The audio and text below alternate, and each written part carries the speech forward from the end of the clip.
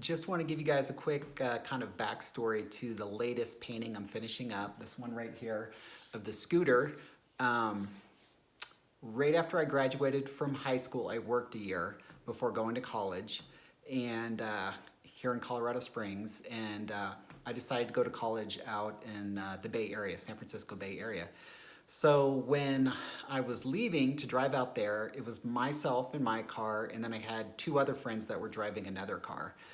And it's like the first day we left, and we were driving through Utah, and I think I got tired. And so one of my friends was like, "Well, I'll drive your car, and you can sleep in the other car." I don't think I had air conditioning.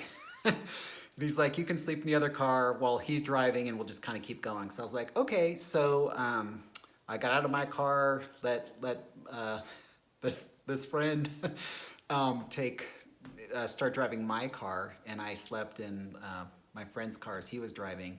And I think I slept for about half an hour. And then my friend kind of woke me up. He's like, "Hey, we're pulling over." I'm like, "Why? What's up?" He's like, "Something's up with your car." I'm like, "Ugh." So we pull over, and my car is just smoky. It's like spitting oil. It wasn't good. So this is in Parowan, Utah, which is kind of like in the middle of nowhere, Utah. If you're from Parowan, it's an amazing place, but it was kind of in the middle of nowhere for me. And so we stop on the side of the road. This was like before cell phones were really big. And we drove into the next town, got a guy to come out with a tow truck. It took him about 2 seconds to look at it. He's like, "Yeah, you blew your engine." I was like, "Oh my gosh." And so I had all my stuff packed up for school, moving to California. And come to find out, when I was asleep, the friend that was driving my car, the friend, like he had it going like 110 miles an hour. And this was an older car. It was a Mazda GLC, like yellow station wagon, and he totally blew the engine. So I had to figure out what to do. So I basically, whatever I could fit in my friend's car, I took, and everything else I left. I left the car there.